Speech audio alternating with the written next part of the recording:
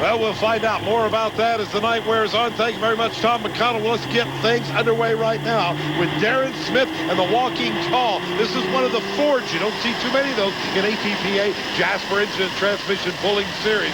But this guy does very, very well. That is when his wheelie bars don't break. Joining me now in the booth, Tom McConnell. 1996 world champion on the Jasper Pulling Series. He will set the mark to beat here, 290 feet, .40. Good run, but he just didn't quite get the front end up. I think his distance will probably get beat. Brett Kemper's at the finish line. What'd you learn on the bull? It's too heavy on the nose. The track fooled us. Now, was it slipperier than you expected? It wasn't as tacky as what we thought. It had good grip. We was just too heavy on the nose. I think we got the right tires. We just missed our weight, missed our balance. Now, throughout the 1999 season, this was one of the strongest tractors in this category. How much have your opponents caught up with you over the winter, do you think? If they haven't passed us, they're even with us, but we're on our way back. Meanwhile, we'll go from blue to red right here, and believe me, colors have a lot to do with it in pulling. This is Bernie Platz, the Little Bad Alice. It's an Alice Chalmers. Look at that stock front end just dancing there, Ted. He can barely keep it under control. The track is hooking up well for this AC. He will come up short, and he was all over the track getting 272 feet. So the Alice Chalmers 7000 comes up short of the mark to beat, which is 290.40 feet, set by Walking Tall. But here comes Kim McCallum, a regular participant on the ATPA Series with the Smoker. Defending champion here in Fort Wayne. Let's see what Kid can do. The track is a little tricky, trying to balance it just right, but the challenger says, whoa! He stops way short, 278.30.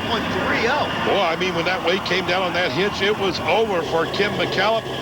But meanwhile, Brandy Cherry, now Brandy Cherry, she recently just got married, will have a shot at it with the Evening Thunder. Brandy is known for taking some wild rides, front end up. She's starting to bounce. Remember, she's an alcohol tractor. She has to weigh 200 pounds less than the diesels, and it shows here, 263.50. Let's take another look at it because she was really bouncing around there at the end with our Lucas Oil replay. You can see those wheels high in the air, and all of a sudden she's kissing the ground, coming up and down. That varies the height of that hitch. Oh, that was big trouble. People don't realize when you're strapped tight in this cockpit, when it starts bouncing like that, it is throwing you up against the belts, then back down into the seat. It is not fun. No, it was a little rough, but I usually don't notice it that much, really. We'll take a break. When we come back, Alan Moore is ready to challenge the leaders. We continue on now with our competition here from the Three Rivers Festival in Fort Wayne, Indiana, beginning with Alan Moore in the Outrageous Alice. Unique tractor, 4 turbochargers on a 426 cubic inch Alice Chalmers, what used to be an Alice Chalmers D21. Got the new sheet metal on it now. 270.40. Seems like the guys just aren't getting hooked up, Ted.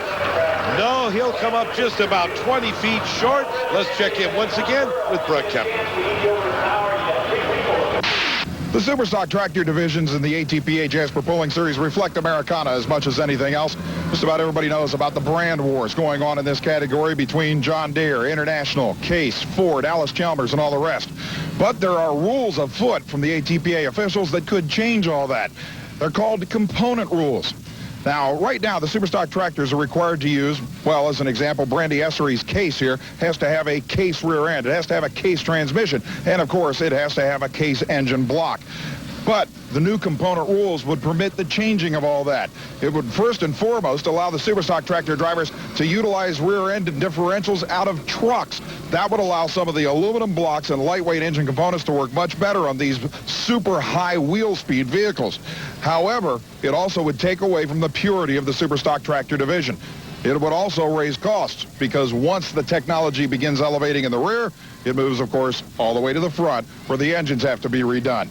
We talked to a variety of drivers, and as you can tell, the component rule may not be the most popular one on the agenda. It's all right for the heavyweight supers, but in the lightweight, it's more economical, and it's going to put a lot of people out of reach their money in their pockets, and I just don't think it should be in there at all. Whenever you get away from OEM, you're already component. You know, I mean, it's either a yes or a no. You know, I mean, you're either married or you're not. You're not half married, you know. And that's what we got, half a marriage here on some of these tractors. I'm not in any favor of it. We've been pulling a true super stock tractor for about the last 10 years, and I think it needs to stay with that. While this may be the technical heart of the matter, keep in mind that the purity of the superstock tractors is what attracts the vast majority of ATPA hardcore fans to these events. Everybody can sit in the stands and pull for their favorite color: the green John Deeres, the blue Fords, the red Internationals, the white Cases, the orange Alice Chalmers, and all the others that only a few fans are even aware of. If these new rules take effect, one might wonder if the purity of the sport of tractor pulling itself might be in jeopardy. But wait, we have to consider one thing. What about one of the most popular categories, and that's those wild modified multi-engine tractors? Now, that's not too pure. Well, they've been pulling multi-engine tractors since the 60s, Ted, so I guess it's a personal taste. Speaking of purity, alcohol tractors are kind of controversial and have been for many, many years. And here's one of the more controversial ones, the squealer of Darrell Meese, making a good run all over the track, but still looking good is the walking tall. We check it out in the Lucas Oil replay. Look at it, straight up in the air, making so much horsepower, he can't control it, Ted. And remember, too, the higher those front wheels go, the worse advantage he has on the hitch height. It was zinging, but did you expect the front end to go up that high that long? No, we didn't. We really didn't think we'd hook up that well that early. We raised the drawbar up to 18.5, which normally we run 17 in this light class. That changes the leverage a whole bunch. It changed more than we anticipated. Wild ride. Thank you very much.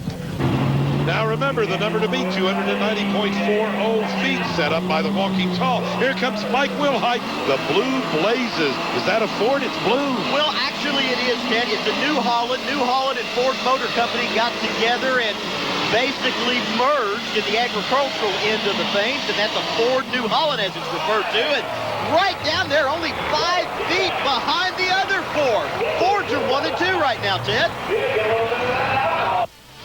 And with that, we'll take a break. When we come back, we'll continue on. Stay with us, please. To Fort Wayne, Indiana, home of the Three Rivers Festival and the Lucas Oil Power Pool Nationals. Our special coverage here on Speedvision as we continue on with our Superstock competition. This is Charles Kemper and the Orange Field. The tractor was formerly owned by Jeff and Bill Hurt, who run in the unlimited super stock category. And before that, Dennis Johnson owned it, and now Charles Kemper's owned it, and there's fire under the hood. And he has been disqualified. A weight dropped off the tractor. We don't care if it's on fire. That's his business. But look at the front of the tractor. You notice the flames, but right in the front, there's a weight, several weights dropping on the track. Loss of ballast. You are DQ'd.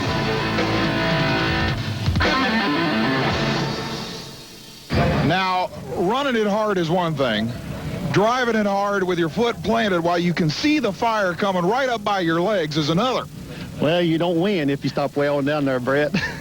It's a painful victory, though. Yeah, and besides that, it ain't going to be that good.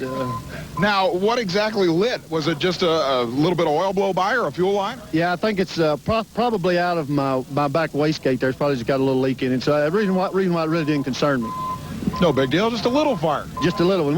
They're going down. Oh, boy. Had those weights not fallen off, who knows how far he would have gone. Here comes Larry Phillips, the Insanity. Remember the mark to beat, 290 feet. Number 2 at Jasper Engine's ATPA points last year. Makes a lot of horsepower, probably the biggest diesel motor in the class, but a lot of these lightweight tractors aren't hooking up too good on this track tonight, Ted. 271.40. No, they're actually coming up way short in the 270s, about 20 feet short. Notice what a rough ride here on the replay Larry Phillips had, going up and down, moving that hitch height up and down. You can't get a full pull that way. Let's go down to Brett Kepner with our Best Appearing Award. You know, the Lucas Oil Best Appearing Vehicle Award at an ATPA Jasper event is pretty prestigious. Just about any driver will tell you he'd love to have one put on his mantle, but you may not realize that this vehicle is possibly a winner of Best Appearing and Best Engineered. Randy Payne's guesswork is, let's face it, probably one of the most heavily engineered tractors out there. Well, I don't know about that. We just do the best we can. But you're notorious. You're like a mad scientist. You're notorious for tinkering with this and messing with that and changing this and changing that. We just try to change till we get it close to right and then right. Yet you have never forgotten about the appearance of this vehicle. Is that strictly because you owe allegiance to all those green fans out there, or is it something you're into? Well, we like to make the green tractors look good and enjoy pulling and competing with our competitors and having a good time. You know, the green paint is certainly a giveaway for a John Deere, but let's face it, in the lightweight superstock class now, there's 6, 7, 8 different marks that could win any event. Yeah, John Deere's probably got a little disadvantage in the lightweight because we're so heavy to start with. Have a little more trouble balancing. Yeah, well, you've managed to clean every single part of this heavyweight, I'll say that. Well, thank you. He deserves every bit of the accolades, folks, because not only is he one of the great innovators of this category, this guy runs just about more than anybody else in the category throughout the year. If you're a John Deere fan, it's good looking, it runs well, and it's our Lucas Oil Best Appearing Vehicle Award winner. All right, thank you very much, Brett. We'll take a look right now. Randy Payne, there you get a good look at him inside his helmet with the guesswork as he tries to beat that mark, 290.40 feet. Very good run. In fact, he's got it balanced. A lot of guys were having trouble getting it balanced, but he too is going to come up short. The track may be going away, and the traction actually depleting in this particular class, Ted. I'm beginning to wonder about that. We stay green. That means another John Deere from Hillsboro, Kentucky. Here comes Mike Savey, the Canadian Miss, number 3.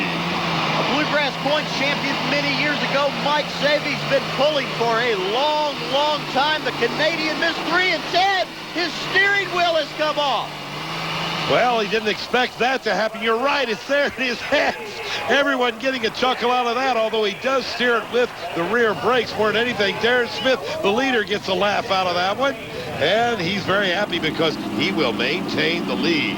Now here comes Stephen Mann from Dry Ridge, Kentucky. The Mann brothers have worked on this tractor for a long, long time. They're making actually a wild run, but the tractor's running. They put a lot of horsepower into it. They're all over the place. They're out of bounds, DQ'd. But, Ted, I know the guys have got to be happy. They've finally gotten the tractor to run. It's over. First pull on a brand new motor, and look what happens. Well, I tell you, this guy, Jay and Eddie over there, they built the short block. These guys deserve the credit. All I did was drive. You know, one of them looks a little young to be building a short block. Do what? He looks a little young to be building a short block. Yeah, he gets right in there and turns wrenches with the best of them. He knows what he's doing. You've got to be pleased with that performance. I mean, first time out, that's a lot of morale right there. Yeah, and we thought we was a little heavy on the nose, which we might have been 75, but we're well pleased. And so if he'll stay together the rest of the season, we'll be all right. Isn't that typical of him turning around and coming up with problems on a run that wins the event? Well, like you said earlier, last year we had our problems, so hopefully we're on our way back. Let's take a look at how they finished 1st through 5th. Our congratulations to Darren Smith, winning it by 5 feet. Here's how they finished up all the way down through number 10.